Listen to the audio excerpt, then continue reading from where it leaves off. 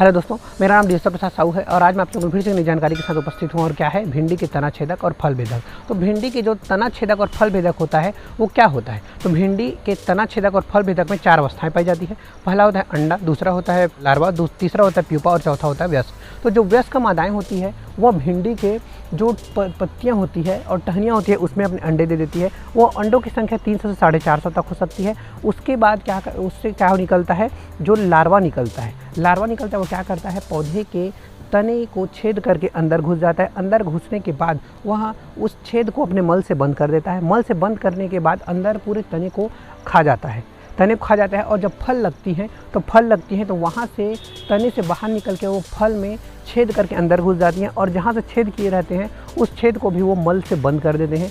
मल से बंद करने के बाद वह फल को अंदर ही अंदर खा जाता है, जिससे फल अनियमित आकार के हो जाते हैं, टेढ़े मेढ़े आकार के हो जाते हैं और खाने योग्य नहीं रहता और उसका मार्केट वैल्यू भी कम हो जाता है। और जब तना छेदक और फल भेदक का जब हानिकारक प्रभाव पड़ता है तो होता क्या है, जो ऊपर की विकास की बिंदु होती है वह मुरझाने लग जाती है। इसके यही मुख्य पहचान है। तो इसका नियंत्रण आप लोगों को बहुत ही अच्छे से करना चाहिए। इसके नियंत्रण के लिए आप लोगों को सबसे पहले तो क्या करना चाहिए, यदि आप लोगों को अंडा दिखे तो अंडे को इकट्ठे करके आप लोग नष्ट कर दें। आपको लार्वा दिखे तो उसको भी आप लोग इकट्ठा करके नष्ट कर देते हैं। और यदि आप लोगों को जिस क्षेत्र से आप लोगों को ये दिखे कि जिस क्षेत्र में मतलब जिस तने के जिस बिंदु में तो अंदर घुसा हुआ है वो छिद्र अलग से दिखाई देता है, वहाँ पर मल से वो छिद्र बंद होता है, तो उसके 1 इंच नीचे से उस पौधे को काट करके आप लोग नष्ट कर सकते हैं। उसके अलावा आप लोग क्या कर सकते हैं, फेरोमोन ट्रैप और लाइट ट्रैप, इसका भी आप लोग उपयोग कर सकते हैं। तो फेरोमोन ट्रैप में क्या होता है, जो फेरोमोन ट्रैप होता है उसमें जो विशेष प्रकार की गंध होती है, जो मादा की गंध होती है, जिससे नर अट्रैक्ट होते हैं और उस फेरोमोन ट्रैप में आकर के पकड़ा जाते हैं। तो ये होता है फेरोमोन ट्रैप और उस नर को आप लोग इकट्ठा करके नष्ट कर सकते हैं।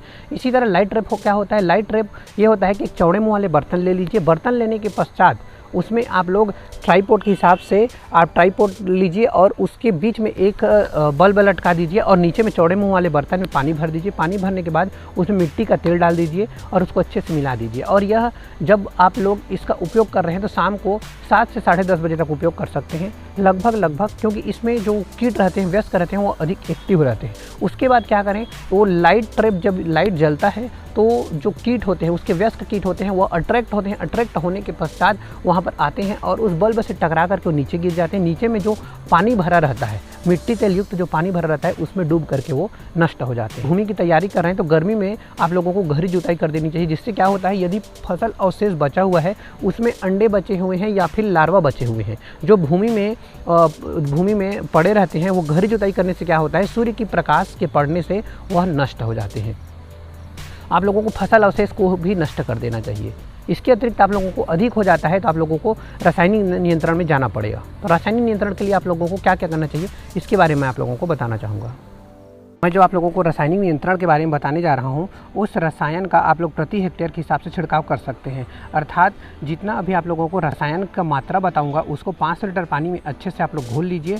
घोलने के बाद उसको आप लोग प्रति हेक्टेयर के हिसाब से छिड़काव कर सकते हैं। तो उसके लिए आप फिनाल्फास 25% ईसी का 750 ml प्रति हेक्टेयर के हिसाब से छिड़काव कर सकते हैं, या फिर क्लोरपायरीफास 20% ईसी का 2.5 लीटर प्रति हेक्टेयर के हिसाब से छिड़काव कर सकते हैं, या फिर कार्बारिल 50% WP का 1 किलोग्राम प्रति हेक्टेयर के हिसाब से छिड़काव कर सकते हैं, या फिर मोनोक्रोटोफास 36% WSC का 1 लीटर प्रति हेक्टेयर के हिसाब से छिड़काव कर सकते हैं, या फिर एजाडिरेक्टिन 5% 400 ml का प्रति हेक्टेयर के हिसाब से छिड़काव कर सकते हैं, या फिर इमामेक्टिन बेंजोएट का 5% SG का 250 ग्राम प्रति हेक्टेयर के हिसाब से छिड़काव कर सकते हैं, क्लोरेंटोनिलीप्रोल 18.5% SC का 200 ml प्रति हेक्टेयर के हिसाब से छिड़काव कर सकते हैं, या फिर फ्लूबेंडामाइड 20% WP का 125 ग्राम प्रति हेक्टेयर के हिसाब से छिड़काव कर सकते हैं, या फिर प्रोफेनोफास 50% EC का 1250 ml लीजिए और उसको प्रति हेक्टेयर के हिसाब से आप लोग छिड़काव कर सकते हैं, या फिर साइपरमेथ्रिन 25% EC का 150 ml प्रति हेक्टेयर के हिसाब से आप लोग छिड़काव कर सकते हैं। भूमि की तैयारी कर रहे हैं